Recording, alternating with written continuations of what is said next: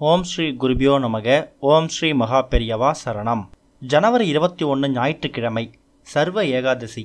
அன்னைக்கு தினம் உங்கள் வீட்டில் இருக்கக்கூடிய பெருமாள் படத்துக்கு முன்னாடி இந்த ஒரு பொருளை வச்சு நீங்கள் கேட்குறது எதுவாக இருந்தாலும் வேண்டிக்கோங்க. கண்டிப்பாக கூடிய சீக்கிரம் அது உங்களுக்கு கிடைக்கும். கோவிலுக்கு போயிட்டு வழிபடுறதுக்கும் அன்னதானம் செஞ்சிடவும் சர்வ ஏகாதசி ஒரு சிறந்த நாளாக கருதப்படுது. ஜென்ம பாவங்களை போக்கக்கூடிய ஒரு நாள் அப்படின்னே சொல்லலாம். மகாவிஷ்ணு வழிபட உகந்த நாளாக நம்மளோட முன்னோர்கள் வச்சிருக்கக்கூடிய ஏகாதசி அப்படிங்கிறது ஒரு முக்கியமான விரத நாள். இந்த நாட்களில் விரதம் இருந்தால் அவங்களோட பாவ சுமை குறைந்து பிறவா நிலைக்கு நம்மளை கொண்டு போகக்கூடிய சக்தி இந்த ஏகாதசி விரதத்துக்கு இருக்கு. ஏகாதசி விரதம் அன்னைக்கு ஒரு சில பேர் தண்ணி கூட குடிக்காம அன்னைக்கு நாள் முழுக்க விரதம் இருப்பாங்க. சூரியன் அஸ்தமனம் ஆனதுக்கு அப்புறம் தான் உணவே எடுத்துப்பாங்க. இன்னும் சில பேர் பழ வகைகளை மட்டும் சாப்பிட்டு விரதத்தை கடைபிடிப்பாங்க. அந்த வகையில் இப்போ நம்ம சொல்லக்கூடிய இந்த ஒரு பூஜை முறையை சர்வ ஏகாதசி தினத்து அன்னைக்கு நீங்கள் முயற்சி பண்ணி பாருங்க. பொதுவாகவே ஏகாதசி அப்படிங்கிறது மகாவிஷ்ணுக்கு உகந்த ஒரு நாள். மகாவிஷ்ணுக்கு உகந்த பொருட்களை வச்சு தான் இப்போ நம்ம இந்த பூஜையை பண்ண போகிறோம். மகாவிஷ்ணுக்கு உகந்த பல பொருட்களில் முக்கியமான ஒன்று துளசி. இன்னொன்று மகாவிஷ்ணுக்கு பிடித்த ஒரு நபர் மகாலட்சுமி. மகாலட்சுமி தாயார் குடியிருக்கக்கூடிய ஒரு முக்கியமான மலர் தாமரை மலர். அதனால் ஏகாதசி, அதாவது இந்த சர்வ ஏகாதசி விரதம் அன்னைக்கு துளசியையும் தாமரை மலரை வச்சு தான் இப்போ நம்ம இந்த பூஜையை பண்ண போகிறோம்.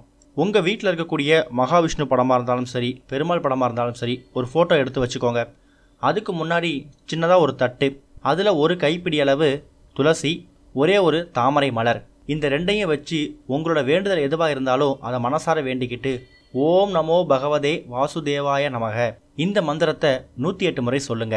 ஓம் நமோ பகவதே வாசுதேவாய நமக. ஒரு சில பேர் ஏகாதசி விரதம் அன்னைக்கு சாப்பிடாம விரதம் இருப்பாங்கன்னு சொன்னோம் இல்லையா?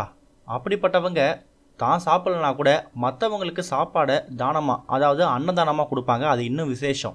ஏகாதசி விரதம் இருக்கிறதால கோபம் குரோதம் மாதிரி நம்மக்கிட்ட இருக்கக்கூடிய தீய எண்ணங்கள் நம்மளை விட்டு விலகி ஓடிடும். அன்னைக்கு தினம் விஷ்ணு சகஸ்ரநாமத்தை நம்ம பாராயணம் பண்ணலாம். முடிஞ்சால் பக்கத்தில் உள்ள பெருமாள் கோயிலுக்கு போயிட்டு உங்களால் முடிஞ்ச அளவுக்கு அன்னதானம் செய்யுங்க.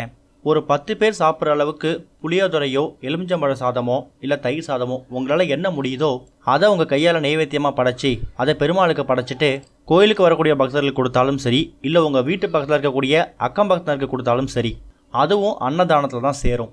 அன்னைக்கு நாள் முழுக்க விரதம் இருந்து சூரிய அஸ்தமனம் ஆனதுக்கு அப்புறமா நீங்கள் இரவு உணவு சாப்பிட்டு உங்கள் விரதத்தை முடிக்கலாம்.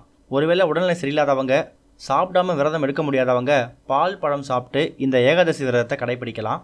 ஜனவரி 21 ஞாயிற்றுக்கிழமை வரக்கூடிய இந்த அரிய சர்வ ஏகாதசியை தவற விடாதீங்க. இப்போ சொல்லிக்கக்கூடிய அந்த துளசி தாமரை இது ரெண்டுத்தையும் பயன்படுத்தி உங்களோட வேண்டுதலை பெருமாள் கிட்ட கேளுங்க. ஓம் ஸ்ரீ குருபியோ நமக. ஓம் ஸ்ரீ மகா பெரியவா சரணம்.